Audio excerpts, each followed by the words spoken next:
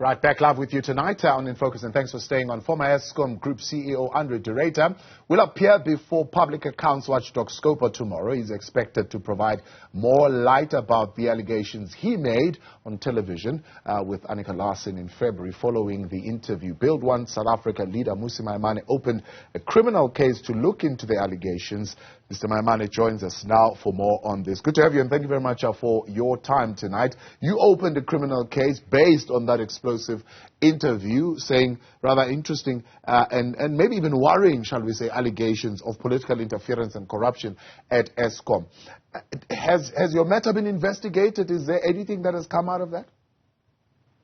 Good evening, and good evening to fellow South Africans. I mean, first and foremost, when we started BOSA, we said to the people of this country, we will eradicate corruption and recover state money. So this is part of our plan.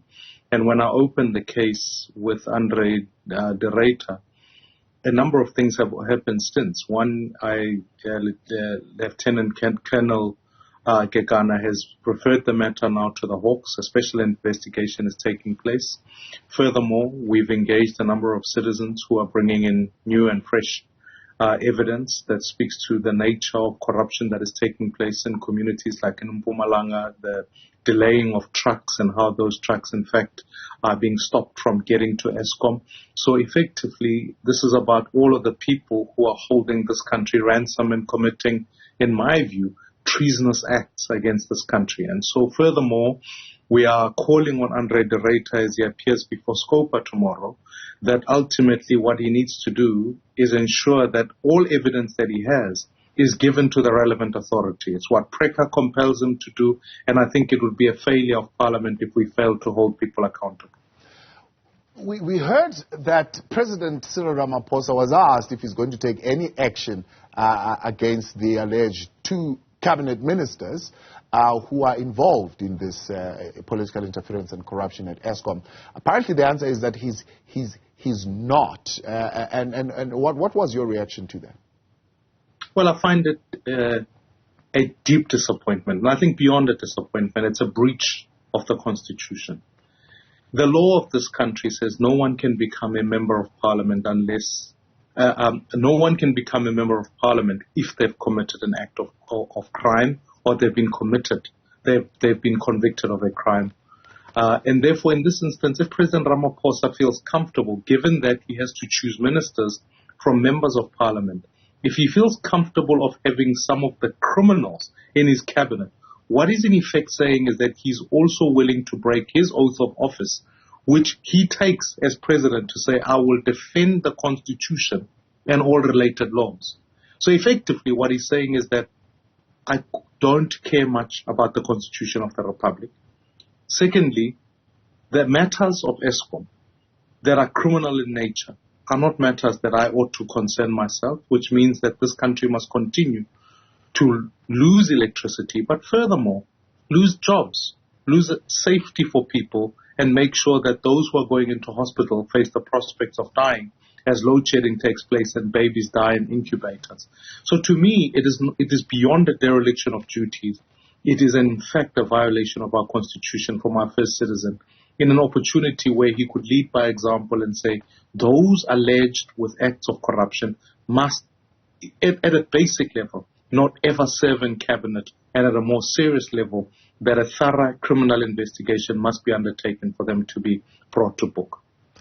So what we heard from that interview is André saying that he had been informed by a cabinet minister about Eskom corruption involving senior politicians. He also disclosed information about malpractice and sabotage costing at least R1 billion every month at Eskom. If you were part of that committee tomorrow, tease out for us what questions in particular around that confession would you want André to highlight? Well, firstly, Mr. De Ruyter needs to be able to furnish us with more names. So I demand that there be more names. If there are cabinet ministers, I demand an update, certainly from him, as to what other types of investigation Eskom itself has engaged. We furthermore, in the same interview, he states categorically that he did inform the minister And if this matter was discussed in Cabinet and what feedback he got, because ultimately Cabinet must collectively be enjoined in dealing with the issue. And lastly, I have already written to the President of the Republic to ask him to give us clarity as to whether he, A, was fully aware of this information and whether it was discussed at Cabinet, and he must come and brief Parliament fully. It is not enough for him as the head of state, as I've said earlier, to simply say he does not investigate crime.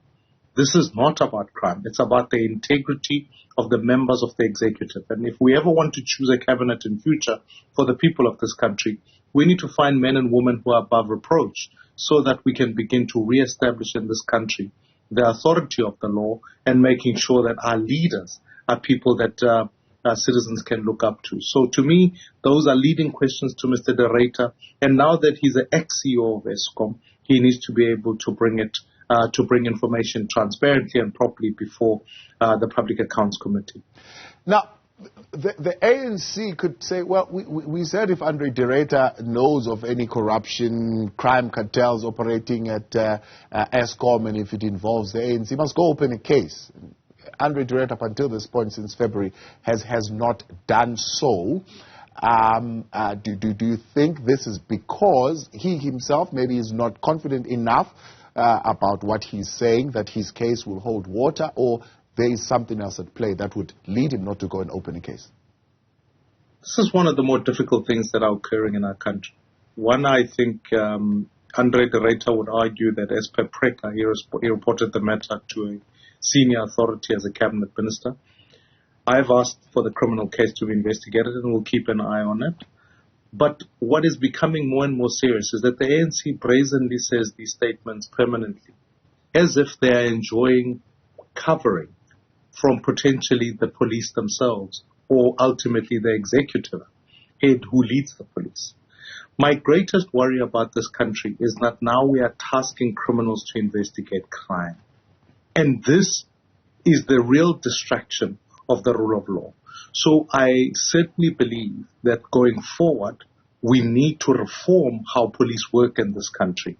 Because if they simply remain in the hands of the executive, you can be assured that serious politicians, as André De Ruyter himself says, they're at a senior level, they are being protected. And so as part of our 10-point plan, that's why we are arguing that it must be brought down to the lowest levels in communities so that we increase the number of police.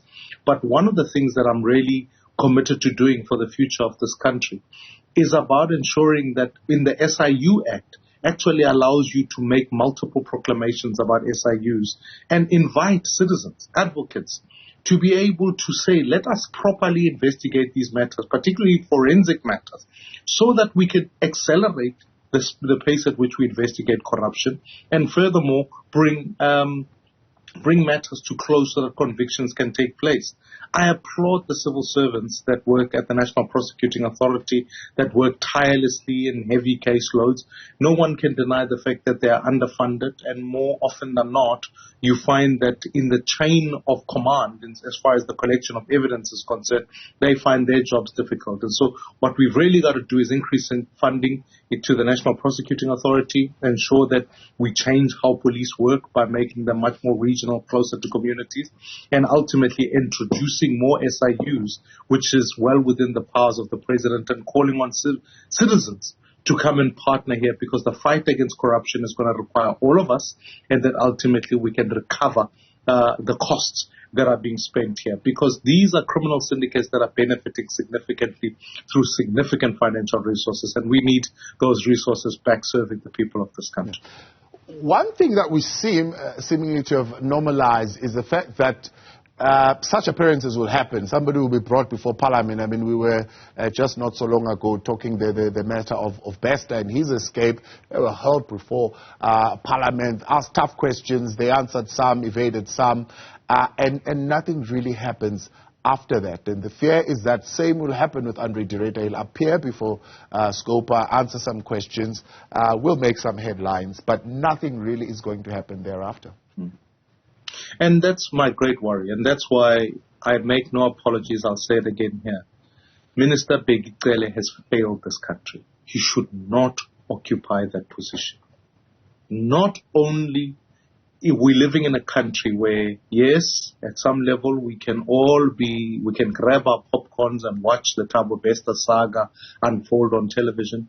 But let's dare never forget that 67 of our fellow countrymen are being murdered every single day in this country.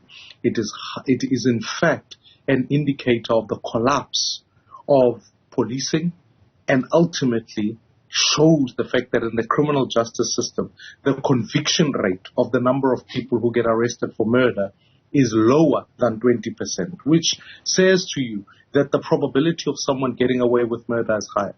So again, I want to reiterate, the leadership, in as far as Begicele is concerned, is unfit to be able to ensure that it's not the criminals, it's not the citizens who are living in fear, but it's the criminals at the end of the day.